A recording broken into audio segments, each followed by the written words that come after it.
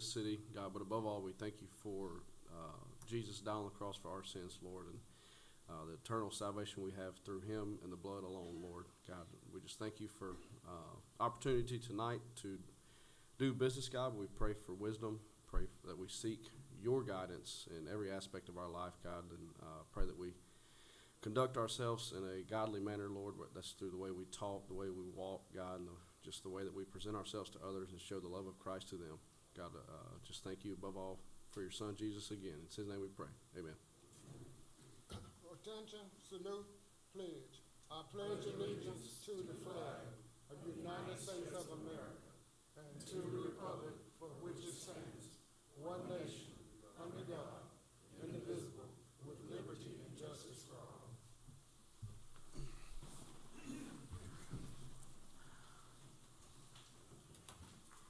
No mayor updates tonight. City manager report. Yeah, real quick, if everybody, most everybody doesn't know, but we have some tropical weather out in the Gulf of Mexico, and if I could get Chief Abercrombie up to give us a little bit of update. Good evening. Good evening. So I was talking with Mr. Harvey earlier. So I first became aware of the storm late yesterday evening, early this morning, which I get daily weather briefings. So I went ahead and sent out the alerts that I get. Usually whenever we have severe weather coming this way, I try to send it to all the department heads in the city. Right now, I think it's kind of uncertain. I understand, concerns with the flooding and things that we had in our neighboring states. That's it. Right now, what it's showing, and we got to understand that I included a weather briefing for you guys. So that is the NOAA weather briefing. So I get briefings out of New Orleans and then also out of Mississippi, which comes out of the Jackson area. So I get those from MEMA.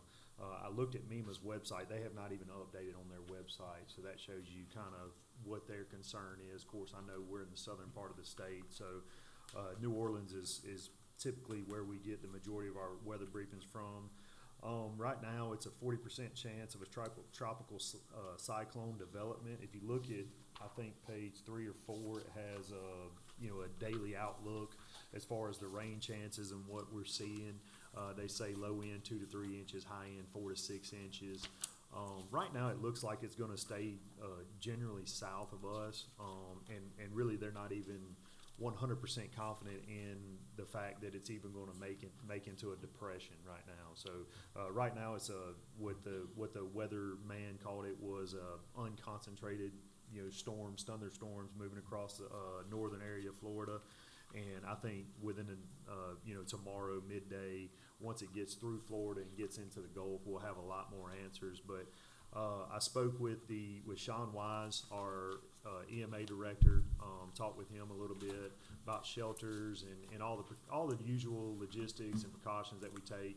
It's a little bit different for us because we run emergencies all the time, so we're sitting on go all the time. I also talked with Anthony today, just kind of getting everything in place just in case we do have to, but I can assure you, as far as we stand as a city, we have everything in place. Anthony was already talking with his over the what do you call them, the 24-hour cruise or the weekend cruise, the call-in cruise. He was already talking with them about the chances of them coming in and trees falling, things like that. If you look at it, it doesn't look like a very heavy wind event, more rainfall and things such as that. So I also looked at the gauges at Boley and Pearl River. So right now Pearl River's sitting at like 7.8 feet, and then East Boley and West Boley's both East Boley's 3.5 and West Boley's 5.5. So those areas concerned pretty low right now. I mean, I think it's got to get up to 12 feet before we even consider taking action, and it's got to get in the 20s before we ever see any kind of flooding on the roadways, anything like Beach Street and stuff like that. So we'll just keep praying and stay prepared, stay vigilant. I will say, if the public, any information that we get, we put it out on our Facebook page. Of course, Miss Lisa's very good about sharing that and putting it on the City Hall page as well. And then you can also follow the Purvis County Emergency Management Office Facebook page as well. And they put out updates as far as regarding shelters and things like that. So, but anybody got any questions? All right. Thank you for the Thank you. update, Chief. Thank you very much. Okay, we'll move to the consent agenda. Do I have a motion to approve the consent agenda? So moved. Motion by Councilwoman Turnage. Do we have a second? Second. Second by Councilwoman Stevens. Discussion? All in favor, aye. Aye. Any opposed? Thank you. New business, city manager. Yes, sir. Item number 1, consider request to appoint a member to the Picayune School Board District Board of Trustees. Action requested, approve request as submitted. We're open for nominations at this point. Mr. Luke, at this time, I'd like to make a motion that Shawnee Bowler become a member of the Picayune School District Board. Okay, we have a motion for Shawnee Bolden. Do we have a second? I'll second. Okay, we have a second by Councilman Hickman. Discussion. All in favor, aye? Aye. Aye. Any opposed? Thank you. Would you invite Councilwoman back in?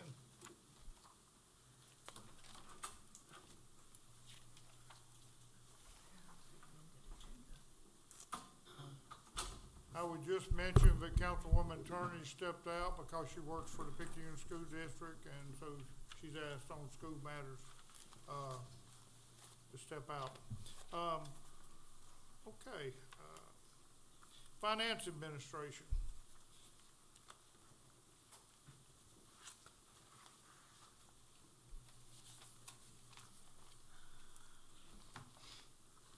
Number 1, consider request to sign a resolution committing to matching 20% of the grant funds funded through 2026 Mississippi Gulf Coast Restoration Fund, GCRF, for the I-59 North Frontage Road, South Mississippi Gateway Utilities Project. Action requested, approve request as submitted. Authorize mayor and city clerk to sign all related documents. Okay, is there a motion to approve this request? So moved. Motion by Councilman Braylon. Is there a second? I'll second. We have a second by Councilman Hickman. Discussion. Any discussion? Yes. 20%, what's The cost of the project is estimated to be $2.8 million. The 20% would be $560,000, but I do need to note that the legislature has already given us $200,000 toward that match in the 2024 regular session, thanks to our consultants, and so we would need to come up with $360,000, and we have that available.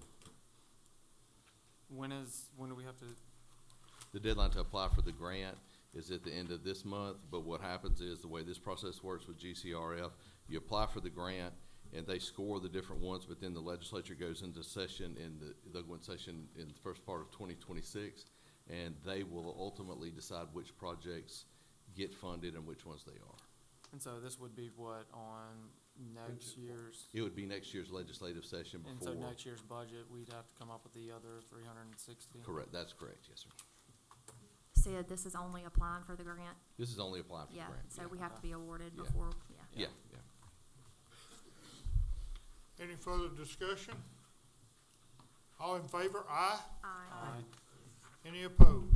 Motion passes. Next item. Number 2, consider request to sign a resolution to authorize the application for the 2026 Mississippi Gulf Coast Restoration Fund, GCRF, for the I-59 North Frontage Road, South Mississippi Gateway Utilities Project. Action requested, approve request as submitted, and authorize mayor and city clerk to sign all related documents. Okay, can I get a motion?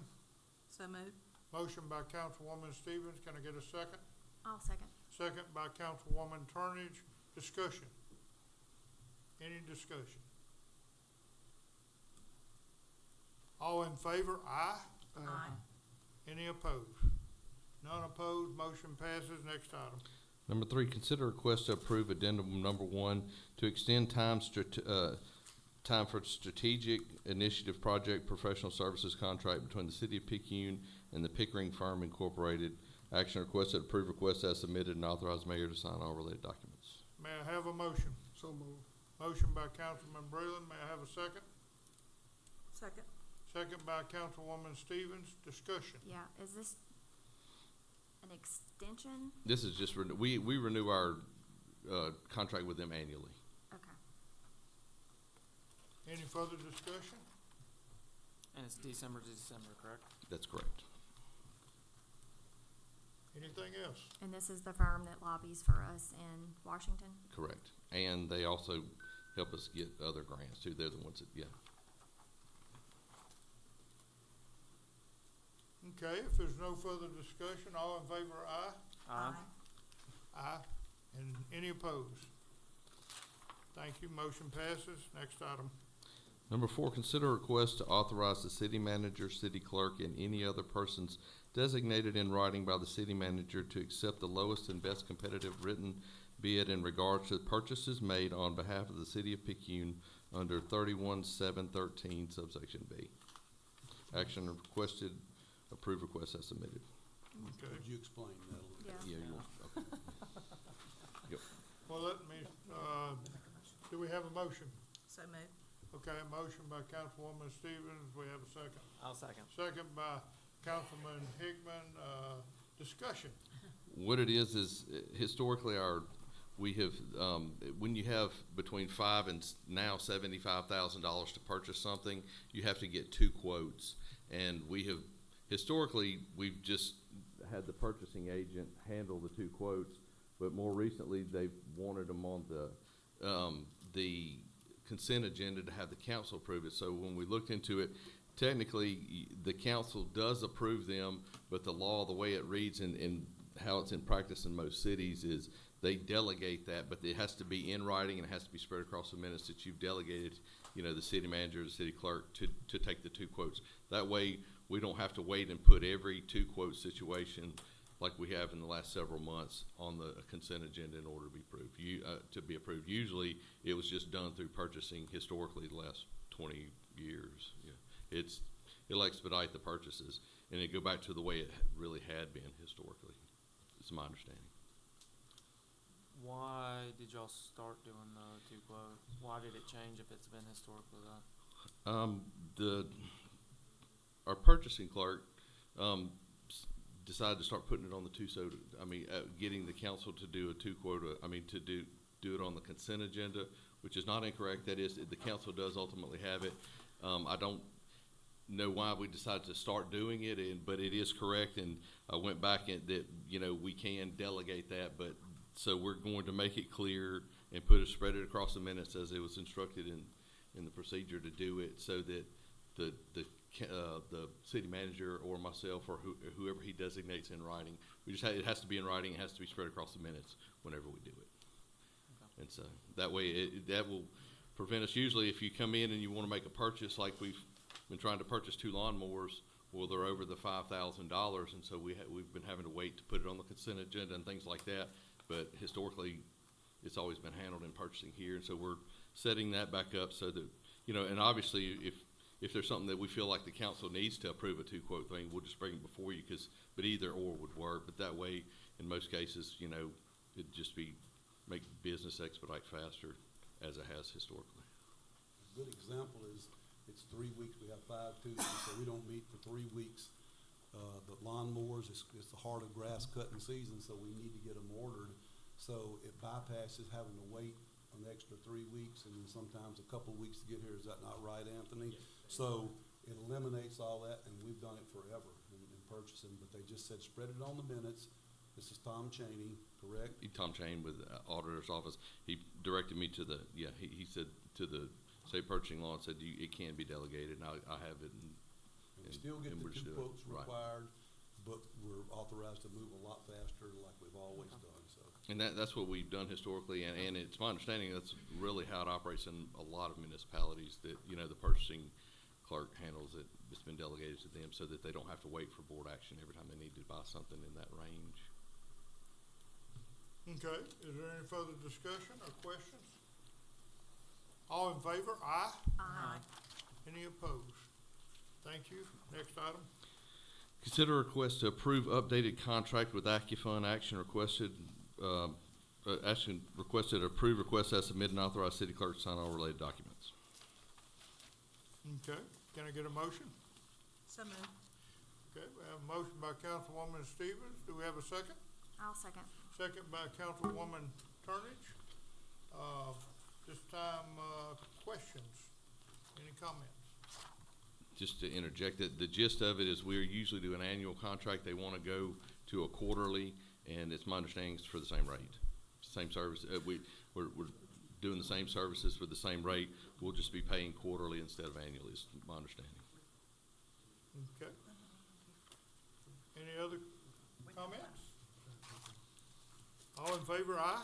Aye. Any opposed? Thank you. Okay, at this time, number 6 would be consider request to open a public hearing for discussion and feedback. Number 6, consider request to open a public hearing for discussion and feedback regarding tax increment financing plans for the for the Picayune redevelopment projects for Exit 10, Highland Parkway, and Frontage Road, and Bryce's Creek Investment. Action requested, approved request as submitted. Okay. Do we have a motion, to go into a special hearing on this? Do we have a motion? So moved. Okay, Councilwoman Turner makes the motion. Do we have a second? I'll second. Thank you, Councilman Hickman. Any discussion? All in favor? Aye. Aye. Okay.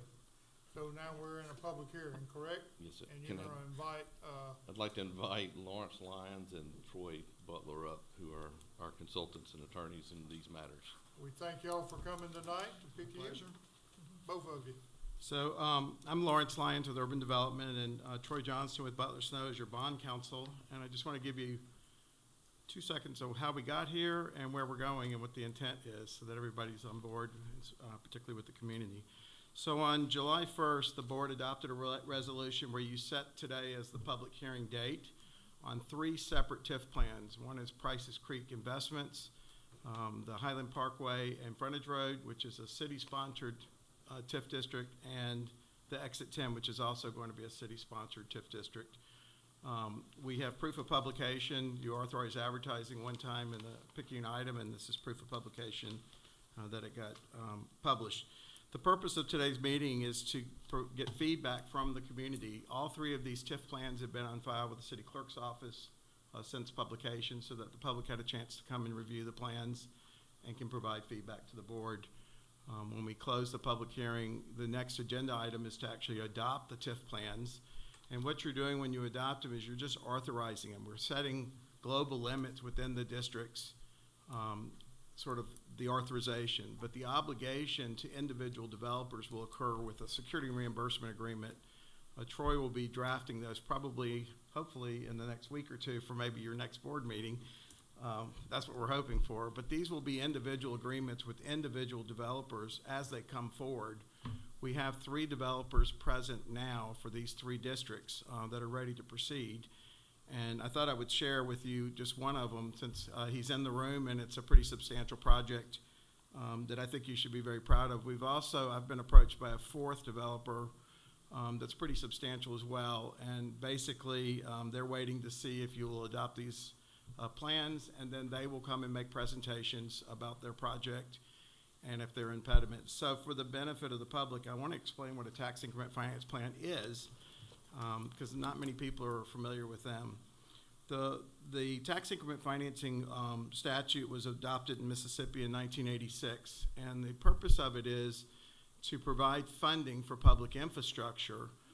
When you have large projects like the developer that's here today, they're looking at a $47 million project at Exit 10, and there is no infrastructure out there to support that project. And so, when a developer comes along, they come to the city and say, look, I'm gonna have this huge economic impact on your community during the construction phase, hiring local contractors, buying materials, food, hotel, et cetera.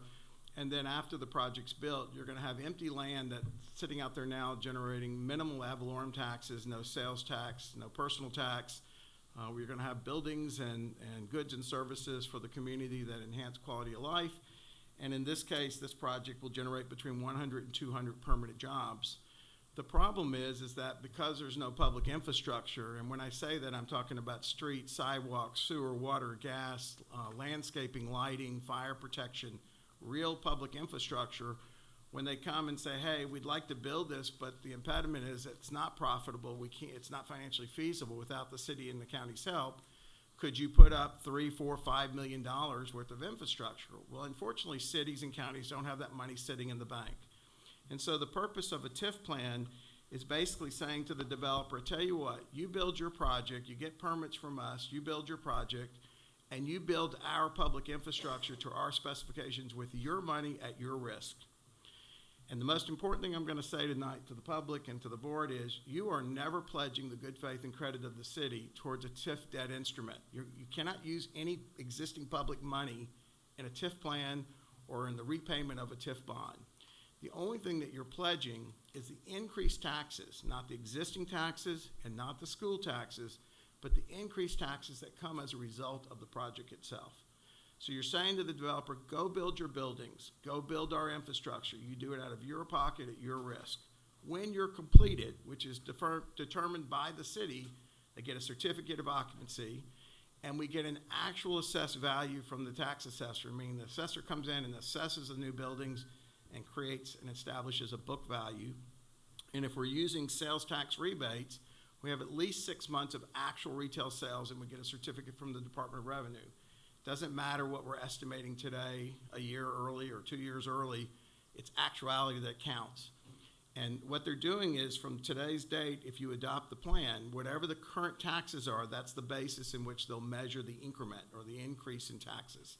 Because we can't use today's taxes, can't use school taxes. Keep remembering that. It's only the increased tax.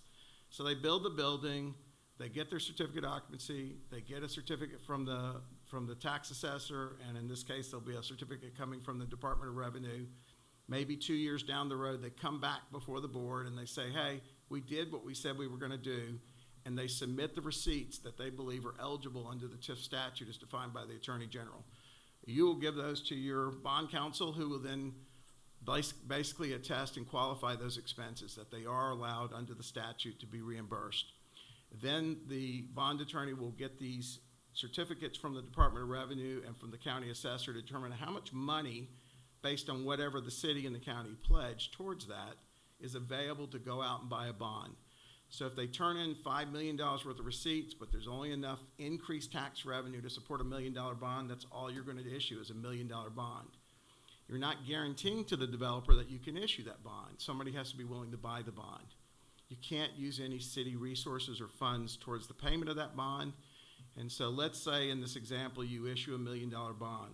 Whoever buys that bond is going to write a check out to the city of Picayune. You're going to put it in your general fund. First thing you're going to do is deduct out of there Mr. Johnston's cost, the cost of running the newspaper ad, any other costs that the city incurred, any costs that the county incurred. Whatever the balance is of that check, you then will call the developer in, and they will come over, and again, bond counsel will draft these conveyance documents, but they will then convey over to the city the streets, the sidewalks, the easements, the rights-of-way, title, whatever applies in the project to the city, and you will then hand them that check as their reimbursement. And it's never really a full reimbursement, it's some reimbursement based on how much increased revenue they're paying as a result of their project. Doesn't affect anybody else in the public. So what we're doing that's unique tonight that I really want to emphasize is the Prices Creek Investments. That's one developer with his property doing 5 projects. So it's kind of like what I would consider a normal or a typical TIF plan that we would do.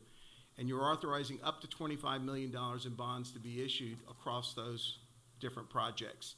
And he will come through in time to time after developments occur, asking for bonds that can be issued in one or more series. The other 2 TIF districts are sort of where we've been talking about them as global districts. They include lots of parcels.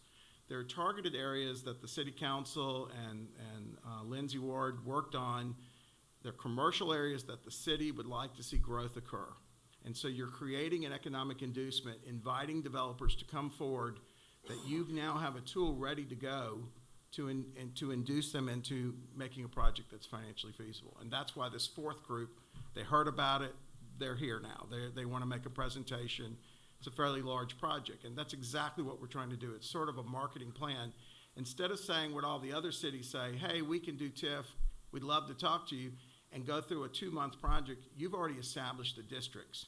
So with the Highland Parkway and Frontage Road project, you're authorizing up to $30 million in bonds. And on the Exit 10, because we know we already have a $47 million project, and we believe Exit 10 is worth about $147 million, we're doing a $50 million authorization. These TIF plans are good for 25 years. The shelf life, what that means is whatever bonds you issue, if you issue bonds, they all have to be paid off within 25 years. And typical TIF bonds today are 15-year bonds. And so you're kind of saying in the next 10 years, if you want a 15-year bond, come do your development and get finished so we can issue that bond if you want us to pay it off in 15 years. If you somebody comes in on the 11th year, you can only do a 14-year bond. And then you can allocate of this authorized amount, any amount you want for any developer that comes forward if the project makes economic sense. And so you'll have to weigh out. There's no precedent set from one project to the next. So the board will have to determine, is this project valuable? Does it add new services to our community? Does it add new quality of life? Is this going to boost additional businesses? What you're not doing is giving away tax dollars to future opportunists, if you will. So if somebody comes in, like this group that's coming in, they're going to spend $47 million estimated right at Exit 10, and they're going to create a lot of commercial development in that area. Well, if somebody else shows up and says, well, I want to build a gas station right next to it, you really don't need to induce that gas station. He's already established the market, and he's already paid for all the infrastructure the gas station's going to benefit from. So there's no reason to do it. So we're really looking for projects that are in excess of $5 to $10 million. Or have a substantial amount of job base to them, or potentially sales tax rebates if it's a large retail type environment. So they all have to be kind of weighed on their own merit. And again, it's only projects that have impediments for going forward. In other words, they can't make a return on investment. They're not willing to make the investment because there are these additional expenses that are not normal. It's not anything other than that, but it is an important economic development tool, and it's effectively the opposite of tax abatement. They're paying these increased taxes. You're simply allocating a portion of those taxes to the repayment of a bond that reimburses them for public infrastructure that they built at their cost that they gave to the city, versus coming to the city and say, hey, can y'all spend $5 million at Exit 10 and build all this infrastructure so we can go build our project? And that's effectively what we're doing tonight. And so I congratulate you. For me, you're the third project where we've done these sort of global districts, and they are working. You need to market it. You need to let everybody know that you're not only open for business, you're ready to make a deal. And you can make a deal very quickly at the next board meeting through a security reimbursement agreement. And you know, when people have, choices to invest, big markets, small markets, it's hard for a little town to compete. And so what you're doing is you're giving yourself an edge where you can negotiate deals so that you can make these things happen. Because change is always occurring in a community, and you're either involved in that change and you're growing that, you're growing your community and you're improving quality of life, or change is just occurring and you continue to stay stagnant. And so I just want to congratulate. We have 3 projects. I'll mention all 3 of them, but I want to emphasize the one that I know is in the room today. Their project right now is projected to be a $47 million investment. As I said before, they'll have 100 to 200 new jobs with a annual payroll of about $5 million. The property taxes will increase by $987,000 a year over the current taxes. That includes $372,000 a year for the school district. You can't pledge school taxes, so the school benefits from the first year right off the bat. The city tax increase is estimated at $284,000, and the county's is at $330,000 as a result of the project if they end up building what they intend to build. The sales tax rebates, the estimate right now is $20 million in new sales for this project. It'll generate $220,000 in rebated sales tax for the city. So it's a substantial project. It'll redefine Exit 10. It's, to me, a huge opportunity just to grow your marketplace. It gives you more dollars to do additional services that cities need to provide.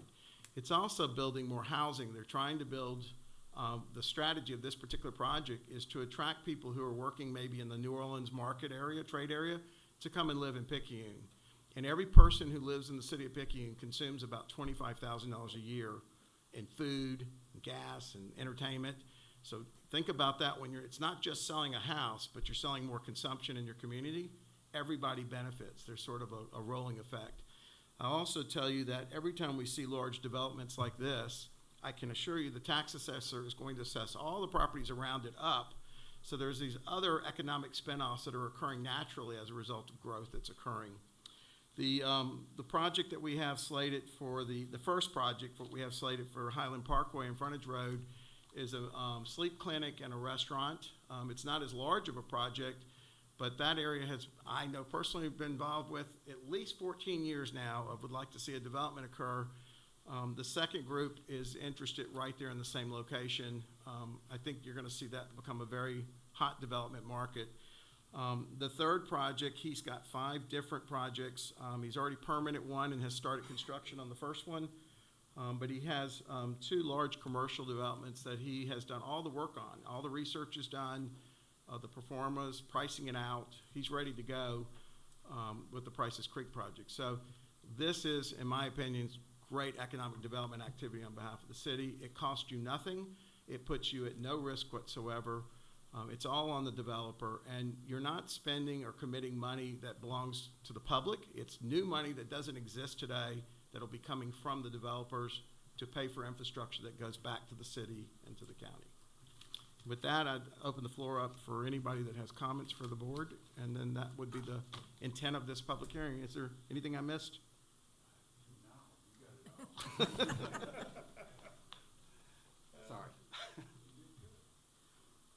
Any comments from the public at all? Questions?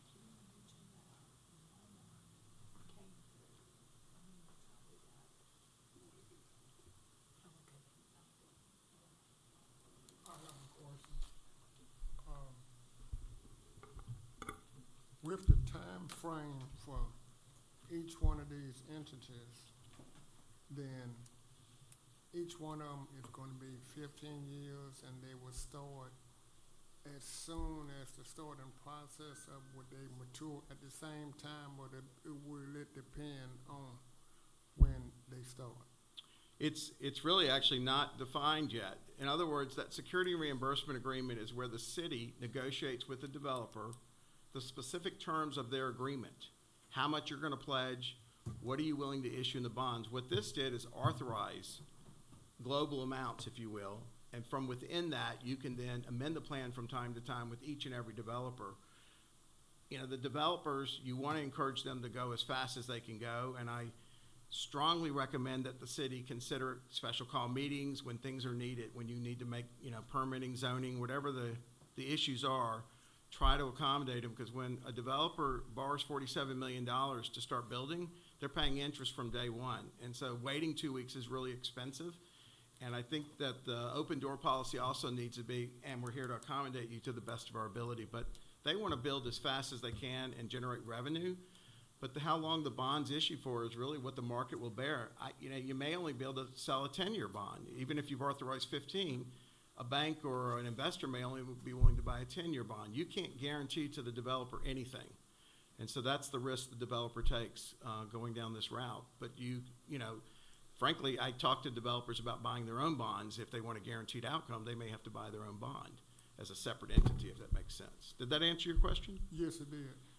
Another question is that when that time frame is set on each entity, is there a prepayment penalty if it's paid off early? No. It's not? Now, the city retains control over the issuance of the bonds. If interest rates drop and you want to refinance a bond or you want to accelerate payoff, you have complete and utter control over that bond payment.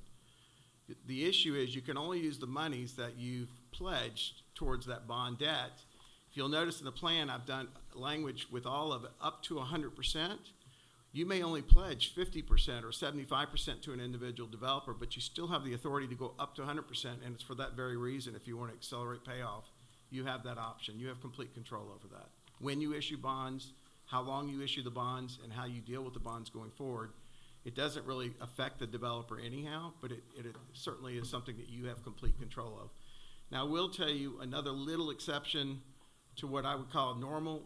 When you issue bonds, I've promised on your behalf to Pearl River County's administrator that you will formally notify them that a bond is being sold, and what the terms are, so they can spread it on their minutes, because they had a problem with the previous bond where they were kind of left in the dark and it didn't go well. So I promised them that y'all were much better about that, and so we're gonna formally require that you, in the plan, that you will simply provide them with that information so they can spread it through their minutes, and Lindsay can carry that over when that day comes. But we're talking realistically a couple of years down the road at best when the first bond comes before you.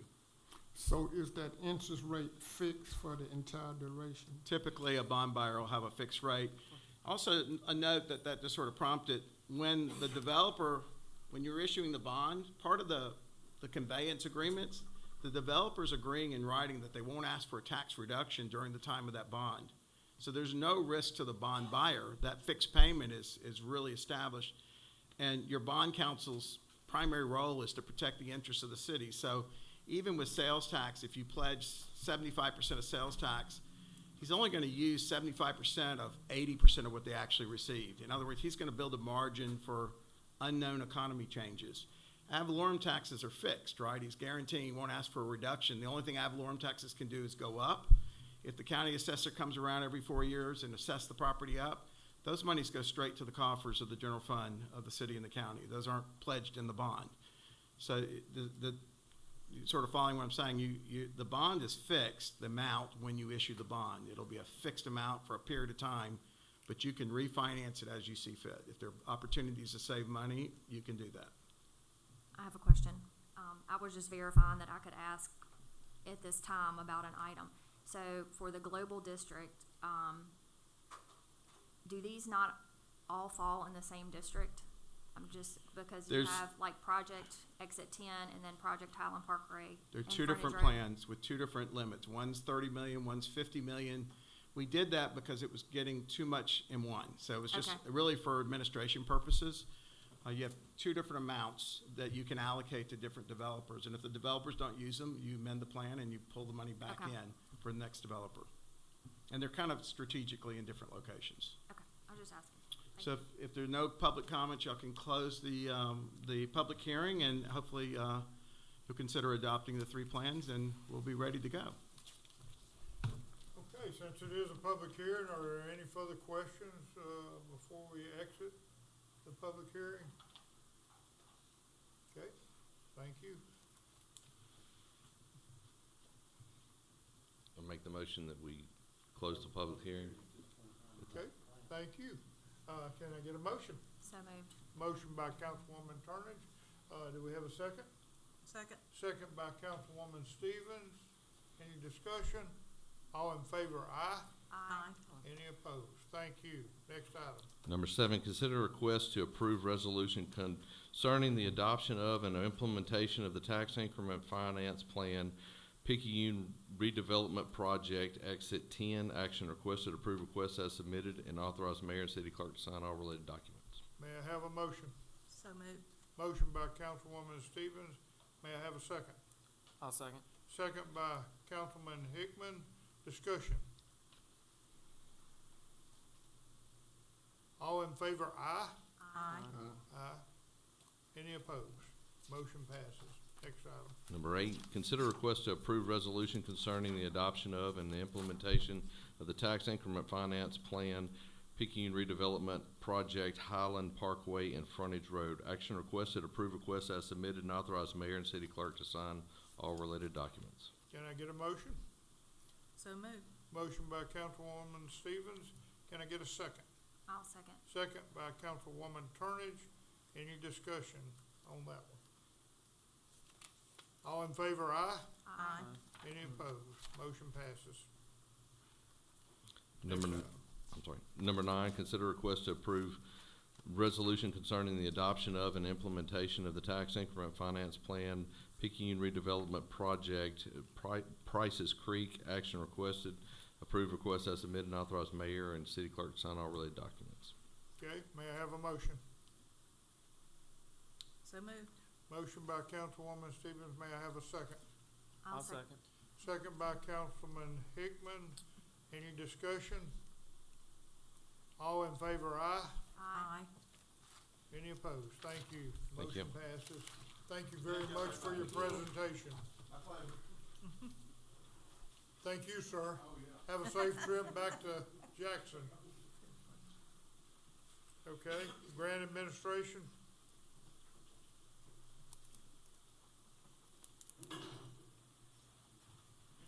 Consider request to accept donation of services from Gladwell Pyrotechnics and donations from Huey P. Stockstill LLC, Coastal Environmental Services, Nissan of Picayune, Baruch Designs, Joe's Cafe, Outfielders Pizza, Popperville Animal Clinic, M&M Printing, Magnolia Monument Company, and Foxworth Forestry Consultants to Gladwell Pyrotechnics for the Independence Day Celebration Fireworks Show. Action requested, approve request as submitted. Okay, may I have a motion? So moved. Motion by Councilman Breland, may I have a second? I'll second. Second by Councilman Hickman. Discussion. All in favor, aye? Aye. Any opposed? Thank you. Motion passes. Consider request for issuance of purchase order and payment of invoice for work performed by Tri-Arc Electrical Services LLC related to estimate number 1047 for purchase of outdoor speakers cost overage for the Oaks in the amount of $1,192.94. Action requested, approve request as submitted. May I have a motion? So moved. Motion by Councilwoman Stevens. May I have a second? I'll second. Second by Councilman Hickman. Any discussion? All in favor, aye? Aye. Any opposed? Thank you. Aye. We need to invite.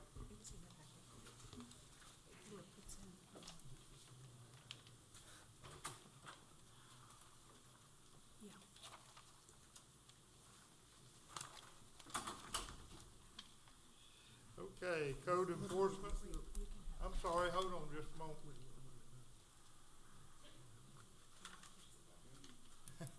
Sorry.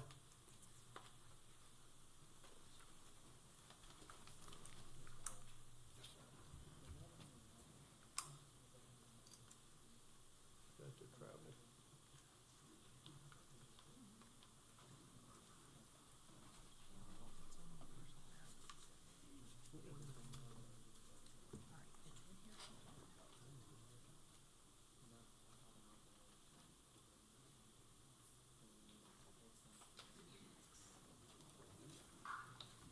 It's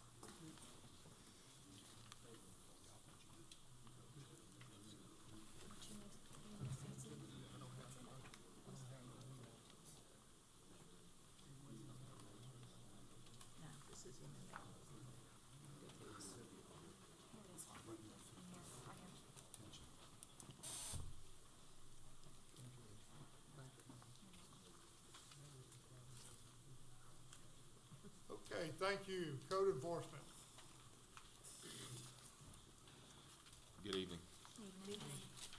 Item number one, consider request to set a public hearing for property cleanup for the following properties on August 19th, 2025.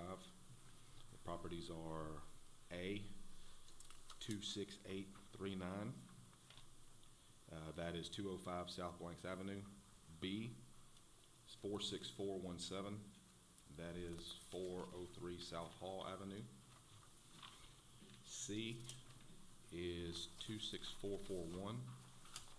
That one is 104 North Gray Avenue. And D is 24037, which is 220 Fifth Avenue. Action requested is to approve request as submitted. Okay, can I get a motion? So moved. Motion by Councilwoman Turnage. May I have a second? I'll second. Second by Councilman Hickman. Discussion? All in favor? Aye. Aye. Any opposed? Thank you. Next item. Item number two, we've been asked to table item number two to a further date. And that's A through E, correct? Yes. The reason for canceling tonight's public hearing for property cleanups on those properties listed is the conditions of Mississippi 21-1911 have not been met. And so I'd rather cancel it and start over than make a mistake. And that's for every item? Yes, A, B, C, D, and E. Okay, all right. Is that the notifications I have that a were? question. So, I'm sorry, go ahead. So there's a process behind holding a public hearing. And in that process, you have to request a public hearing. Then you have to send a certified letter, and there's 2 postings that have to be made. 1 posting in a public place, which is our office, and 2 is the posting on the property.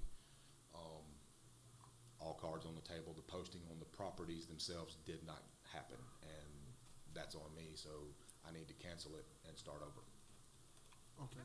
So my question is, so with that time frame, that'll push it back like maybe a couple of weeks or something? Yes, sir. So what'll happen now is, at the next available city council meeting, I'll have to request another public hearing. And then at that time, the process would start over for the properties listed. Okay, thank you. Thank Okay, and I'd like for you to, repeat the request. The request is to table the public hearing, because of the fact that conditions 21-19-11 have not been met. Okay, 21-19-11. Yes, sir. Okay, can I get a motion? So moved. Okay. I'll make the motion. Okay, Councilwoman Turners makes the motion. Do we have a second? I'll second. Have a second by Councilman Hickman. Discussion. All in favor, aye. Aye. Any opposed? Thank you, sir. Thank you. Public Works. Good evening. I would like to disregard item. Hold one moment, please, sir.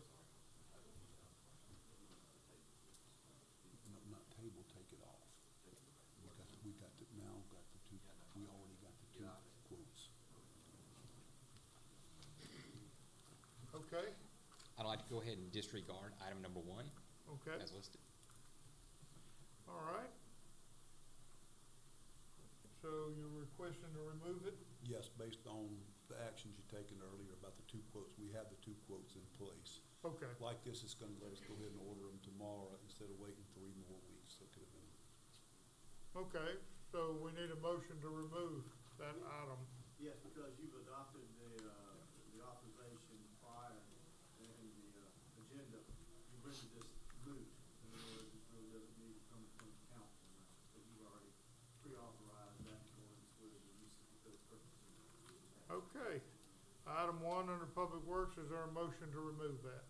So moved. Okay, Councilwoman Turner makes the motion. Do we have a second? Second. Second by Councilwoman Stevens. Discussion? Yes, Yes, sir. okay. With that being removed, that doesn't delay it because of the process. Only thing it Correct. does is just put it more or less in another category, and it would still be allowed for it to Yes, be done where y'all can continue to do your job. Yes, sir. Correct. With the actions done, it'll allow us to just go ahead in the morning, correct the issues, and we can move forward. Okay. No further discussion. We'll vote on the matter. All in favor, aye. Aye. Any opposed? Thank you. Motion passes. Thank you, sir. Police Department?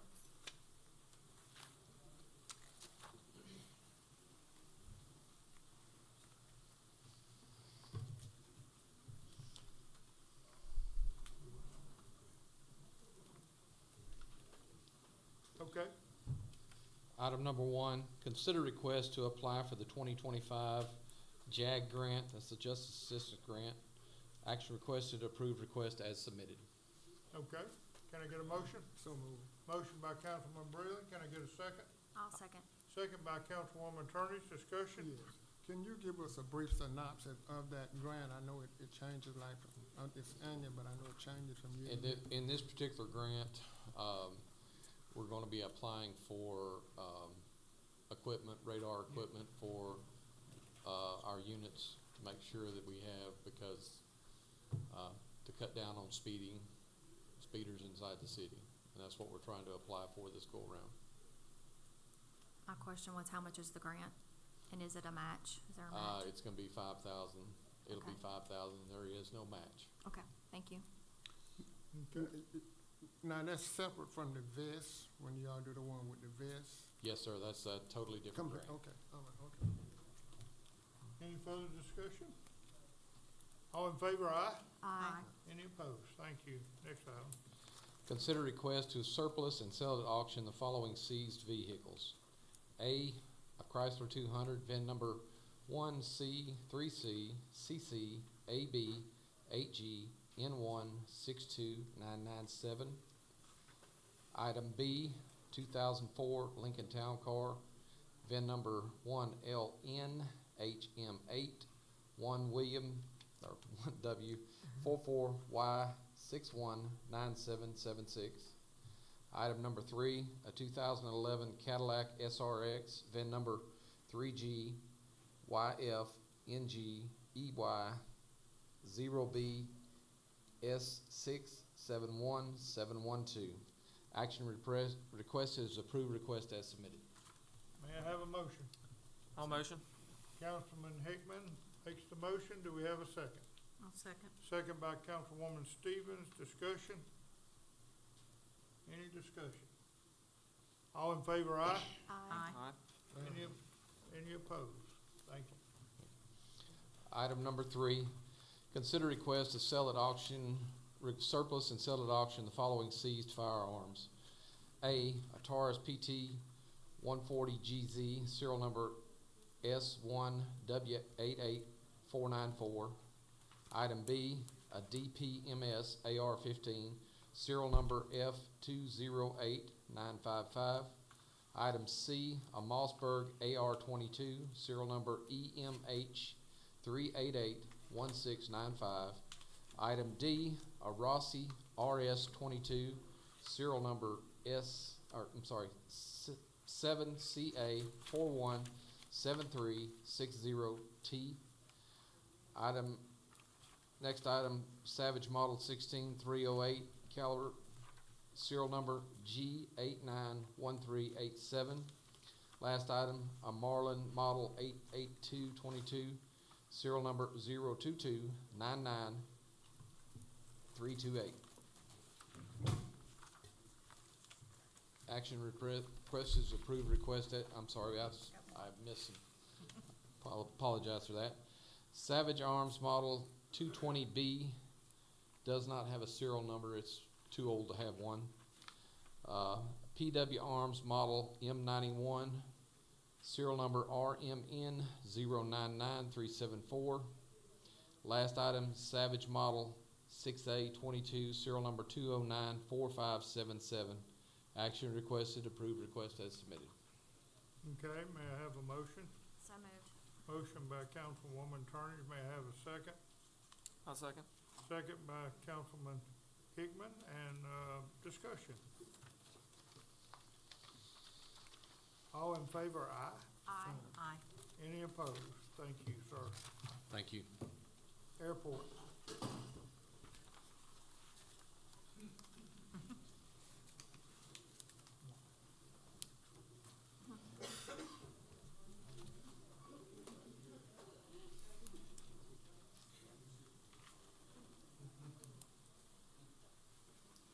Good afternoon. Good afternoon.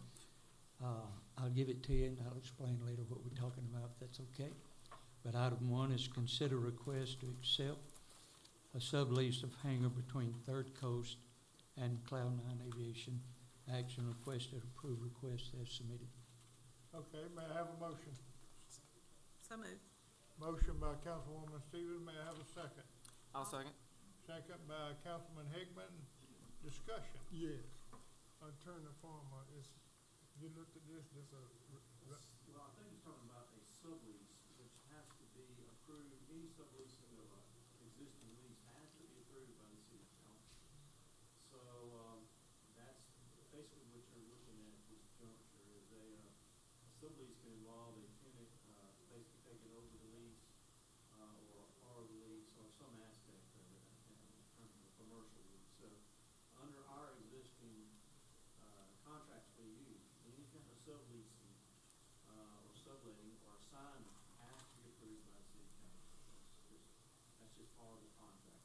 If they would come in there and just sublease it without approval by the city, it'd be void. So that's important for the tenant, and it's also important for the entity that's subleasing it, and they're the contractor. Okay. Answers your question. Yeah, it did. Thank you. Does anybody have any further? All in favor, aye? Aye. Would you like me to explain? Yes. Yes. Okay, with that being said, there's 2 hangars that's already doing that by the same company. Third Coast is a company that's been there 20-plus years. And they're leasing from David Futrell at this time. And they've been there 20-plus years. They are a company that they contract with Panther Aviation, which supplies helicopters there, buys tons of fuel from us, fly out 2 or 3 times every day. Third Coast does valves, offshore pipelines, monitor leakage or anything. A lot of times when these spills are in the Gulf, Third Coast is the one out there finding them, going down, repairing them, etc. Apparently a pretty good size operation. They have expanded tremendously. They have been talking about this for months and months and months. They have looked at other airports. They have looked at other buildings. They thought about buying buildings. They've looked at a couple of places here in town, but it gets them off of the airport. And then they approached me about my building. And I own Cloud 9. They approached me about my building. So it's been going on for a number of months. And the guy said, we like this place, we like the airport, we'd rather stay here. Would you be interested? And so we're working sublease with them. Of course, like attorney says, it has to be approved by the city council to be able to do that. Any other questions? Thank you, sir, and we appreciate the update Okay. on all of that. And so I want to take another vote. All in favor, aye? Aye. Any opposed? Thank you. Next item, sir. And with that being done, then I've got I need a place to put at least one of my airplanes. So item 2 is consider request to approve T-hangar lease between Cloud 9 Aviation and City of Picayune Municipal Airport. Action requested. Approved request is submitted. Authorize mayor, city clerk to sign related documents. Okay, can I get a motion? So moved. Motion by Councilwoman Stevens. Can I get a second? I'll second. I have a second by Councilman Hickman. Discussion. Yeah, Attorney Farmer, since this one that you looked at, this is just a regular It's set. our standard T-hanger release. I'm good. Okay.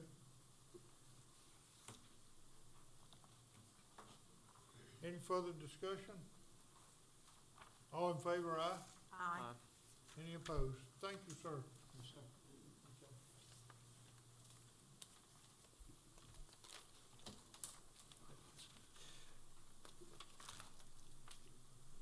All right. Citizen, miscellaneous council members' business. I'll yield to Councilman Hick. I want to give a shout out to everybody that was involved in the July 4th. I personally was not there. I had other family members over there, and they just raved about what I saw a bunch of pictures and stuff. So it looked like a absolutely great event. Thank you, sir.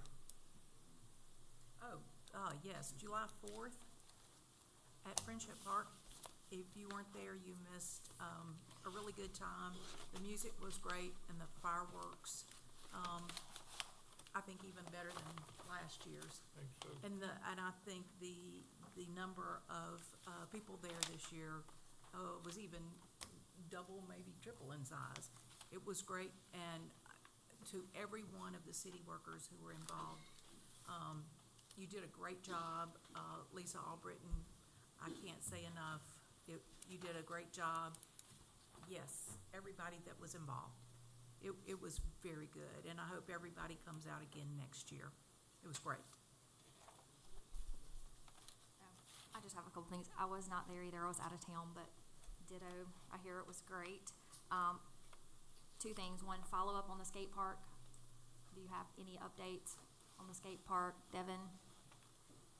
Yep, so we're finalizing the survey this week, and once that moves forward, in the process of repurposing the actual lot, Okay. for the park will take place. And then, once we get that, the grant process will take place as well. The grant application is still, when is it, Lisa? Next year. Yeah, Okay. so beginning of next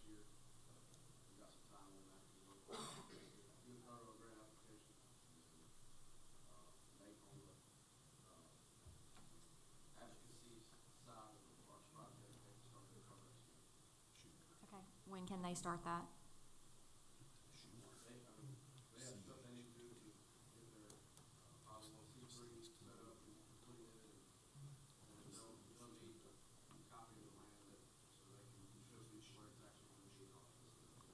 Okay. Second thing is Harvey, Cooper Road. I'd asked a couple weeks ago, where Cooper Road on the side, I don't know what you call that, where the pavement and the grass meets, there's like super huge dips. So if your car goes off and you try to overcompensate, is there a way that, I don't know, any? Buckley, you and I visited this. If you could give Council Lady Turnage a little bit of an update. We plan on getting on that next week. Okay. I've just been having a lot of stuff just trying to do that, close the park and all that, but we are getting to it. Okay, that's fine. Thank you. The shoulders are. The shoulders. Some areas are certainly worse than Yeah. others, and they're gonna certainly hit the bad areas first. Okay, thank you. That's all I have. Okay, Mr. Reardon? Yeah, I'm good. Okay, I've got one more thing. okay, go ahead. Buckley, thank you for everything that you've been doing for us lately. Really appreciate it. Thank I'll you. second that one.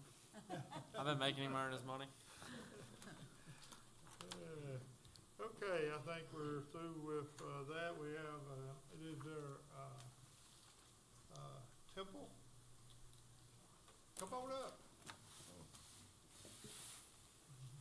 Good to see you tonight. I am great. It's been a while. Hi, y'all.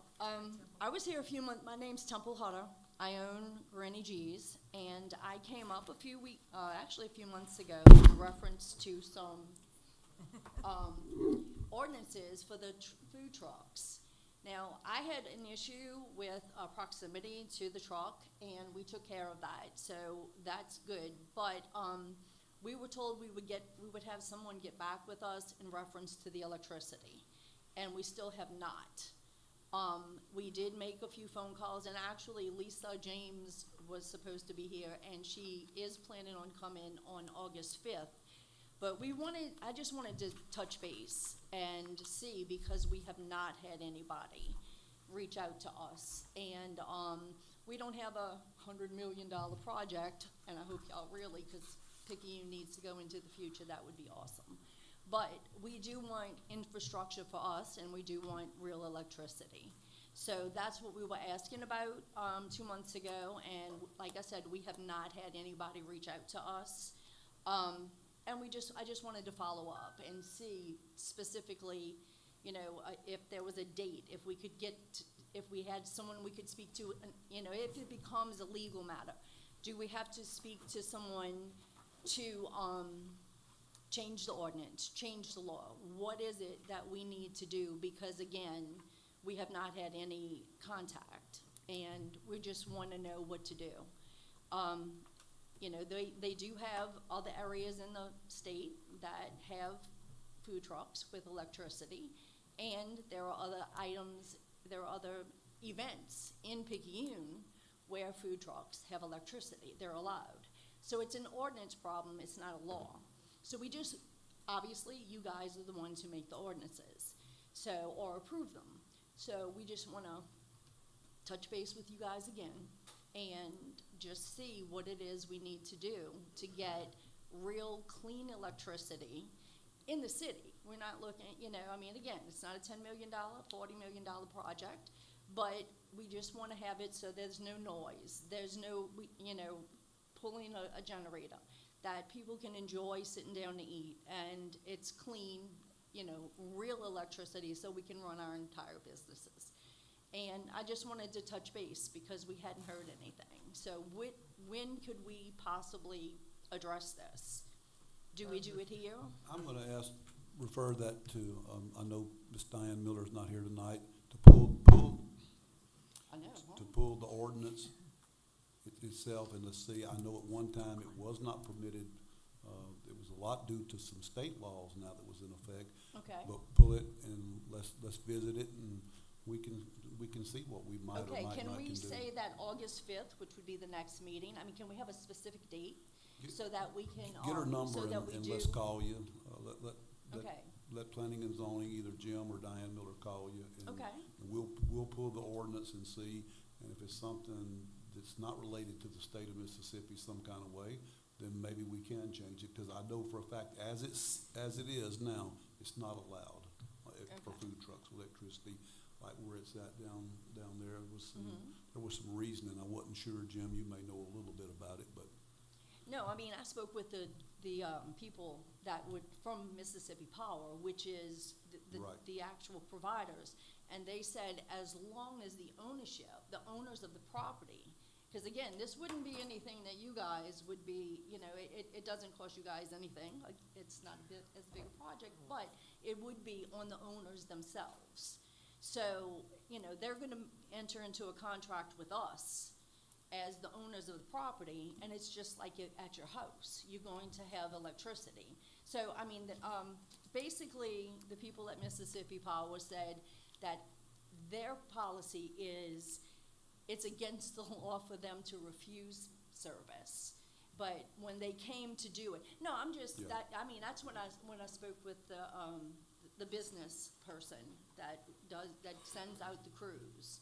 She actually sent out a crew to my property, and they were like, hey, I think in Picayune we can't do it. So anyway, we just hadn't heard anything, so I just wanted to touch base, but we wanted to get a specific date, because there are a few other ordinances that they aren't as important. And again, what I came here last time for was for a proximity to the thing, and we took care of that. So I want to thank y'all for that too, I have a because that question. helped. I have a question.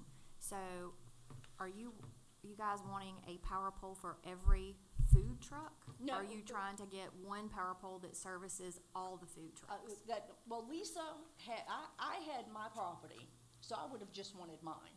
Okay. Okay, Jose has a piece of property on Canal Street. He wanted to do something so that he could plug in, because having a 30 amp plug, you get real electricity. You can have air conditioning, you can run everything. It's a game changer. Not only is it cleaner, but it also is real power. Lisa wants to get she may want to get, possibly, because she has 4 trucks on that property by Food Truck Frenzy, she may want to get 4 pieces, but it would be from one pole.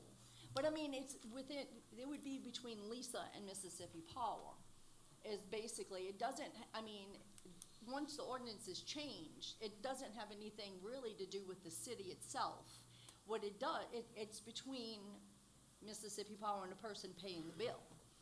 So, because that was what we were told, that anybody could go plug into it, and that is possible, but more than likely, it's highly unlikely that someone's just gonna go walk up and, plug into your thing. But anyway, I think, wasn't it an ordinance of a structure? You gotta have a foundation with a structure or something, and that's why correct. they won't. And so, That's what we were told before, but we'll be glad, if it's something we can do, we will. If it's something, we'll call and let you know. If you could get Ms. Temple's number, and if you would, I'd like for you to pull that ordinance, and let's visit it with planning and zoning, along with code enforcement.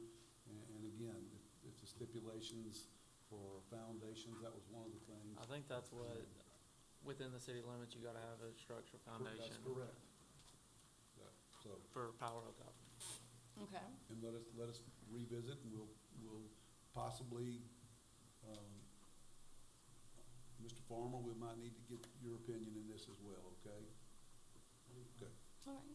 Well, thank y'all very Thank you, much. Temple. Appreciate it.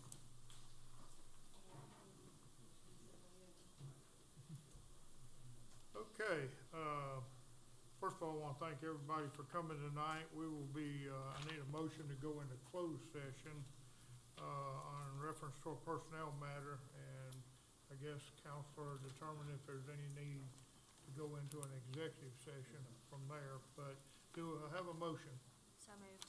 Motion by Councilwoman Turner, do I have a second? I'll second. Second by Councilman Hickman, discussion, all in favor, aye? Aye. Any opposed? Thank everyone for coming tonight. We appreciate you. Buckley.